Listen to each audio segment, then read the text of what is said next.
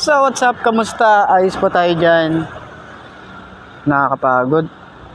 So nakapag-vlog na tayo rito sa may Rusi Kapihan branch. And then meron akong kwento, pero bago ko ikwento sa inyo yung nangyari kay RFI kasi medyo bitin. Bitin kasi yung kwento ko nung nakaraan. Kasi basta kwento ko na lang din. Ayusin ko lang muna yung parking ko dito. And then kwento ko na sa inyo. Kunin ko lang yung bag din dun sa taas. Okay?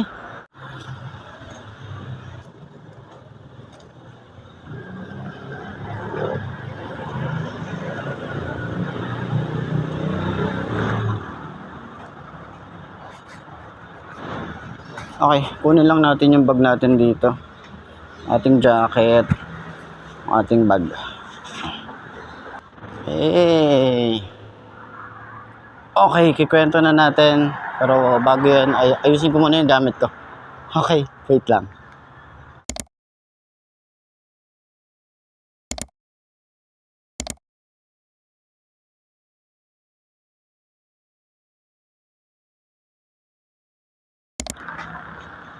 Okay, yun na nga, habang nagpapahinga tayo rito kasi medyo, alam nyo naman, napagod ako napagod ako sa kaka-vlog nakailang vlog din tayo rito, pero yun na nga, ano muna ako. Pero yun na nga, update sa ating motorcycle na si RFI 175, si Pepe. Okay na siya, magaling na siya, wala na siyang sakit, no? Doon sa mga nagtatanong kamusta yung aking motorcycle, ayos na po siya. So hindi ko po ito, kiniklear ko lang to hindi ko sinisiraan si Rusi, hindi ko blinag ng episode 1 and 2. Ito yung pang episode 3. Hindi to para paninira kay Rusi, ito ay para awareness lang sa mga kagaya ko na nagpapaayos ng mga motorcycle kay Rusi. Doon sa brand na Rusi wala akong problema. Okay? Doon sa motor ko wala akong naging problema. Magpo 4 years na po itong motorcycle natin. Yes, wala naman din ako masyadong napapalitan pa. Panggilid, bola or fly ball. Yun, tapos belt. Yung T-post. Yung T-post natin, yung bearing doon, yun yung madalas natin napapalitan. And then nagpalitan nga rin tayo ng switches doon sa starter kasi nga medyo pumapalya na and kinalawang.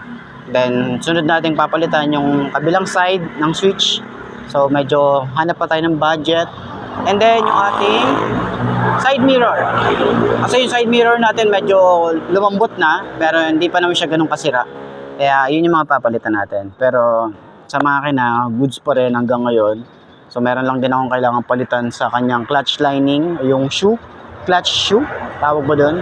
So yun yung ating priority, yun yung ating siguro next month. Then yung ating spark plug papapalitan na rin natin. Pero yun na nga. Ano nga ba yung mga nangyari doon? Ano ba yung nangyari doon sa motorcycle natin na alam niyo na nasira siya, yung RPM niya is yung throttle body niya is nasira. Okay? So may mga nag-comment kasi na-videoan ko siya kung paano siya nilinis. May mga nag-comment, may mga nag-share na mali yung paglinis ng mekaniko, na dapat hindi ito ganito, dapat hindi ganyan, dapat medyo ganito lang, dapat ganyan lang. So yun, marami din nagsabi, or kahit sila OIC, ganun din yung sinabi nila sa akin, na dapat hindi nililinis yun.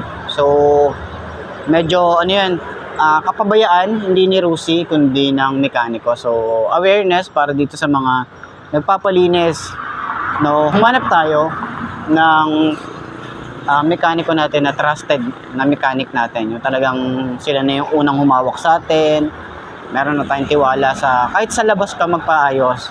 Kung talagang trusted mo yan, doon ka. Hindi ko sinasabi na puro kay Rusi kayo magpaayos kasi free service naman sila lifetime basta motorcycle na binili nyo kay Rusi. So yun yung talagang pinaka benefits nyo kay Rusi, yung talagang lifetime service nila. So yun, sinasabi ko sa inyo, ilang beses na rin ako naka-encounter ng mga mekaniko na talagang seraniko kung iisipin or masasabi natin. So kung saan nyo yung gusto magpaayos, kung sino yung trusted nyo na mechanic, doon kayo, okay? Para at least wala tayong masyadong pagsisisihan, di ba? Kasi alam nyo na kung paano gumalaw yung mga mekaniko nyo. So last time kasi nangyari nun, kaya iba yung mekaniko na tumira talaga no.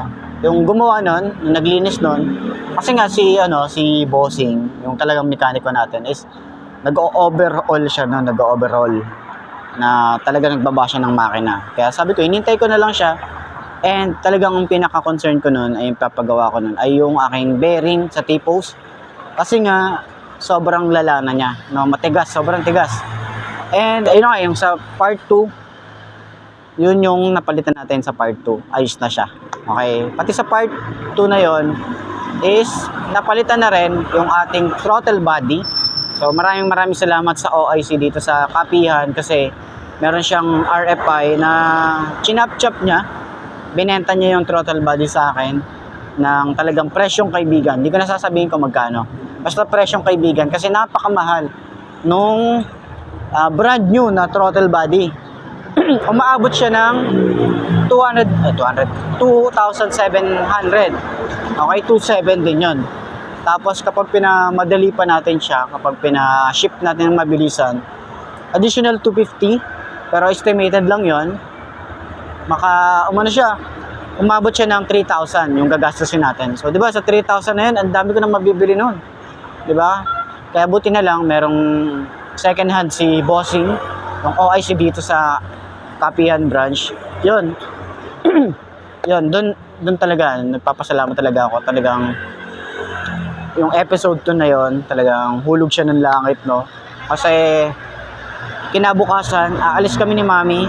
Hindi ako pwedeng bumiyahe ng ganon na talagang problemado ako na yung bearing, yung aking T-post, diba, medyo matigas. Tapos yung aking makina is nagre-rev talaga siya. Pero marami din naman ang nagsasabi na i-relearn daw or kaya naman daw ayusin yun ng mag-isa. Kasi ako, hindi naman ako talaga mekaniko. Hindi ko kabisado yung motor ko na ayusin. Hindi kasi ako expert. Kaya pinapagawa ko sa mga mekaniko na trusted ko. Kaya yun lang naman. Sa mga nagtatanong kung kamusta na si RFI 175 ko, okay na po siya ngayon, no? Maganda na yung kanyang T-post, bearing niya okay na, and then yung throttle body niya okay na din. Pero yung throttle body ko, inuwi ko sa amin. Baka pwede natin kalikutin, pag-aralan natin, baka sa susunod meron na tayong alam. Kaya maraming salamat din sa mga nagko-comment na kaya mong gawin yan, no, sa motorcycle. Kaya marami din nagsasabi na talagang hindi naman sa motorcycle nagkakaproblema, kundi din sa mga mekaniko na hindi na naman talaga natin trusted. So, yun lang naman yung aking concern. Antong video na to is ginawa ko lang to, raw vlog lang naman to. Ginawa ko to para at least awareness sa mga bibili or magpapagawa ng mga unit nila sa kahit saang mekaniko. Okay? So, yun lang naman. Maraming salamat sa inyo.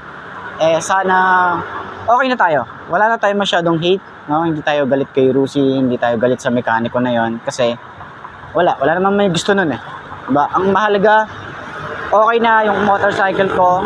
Hindi ako gumastos ng malaki. Ayun, yun lang naman mahalaga sa akin. So, peace na tayo, okay? Peace na lahat. So, yun. Dito ko na rin tatapusin to. Cut na natin.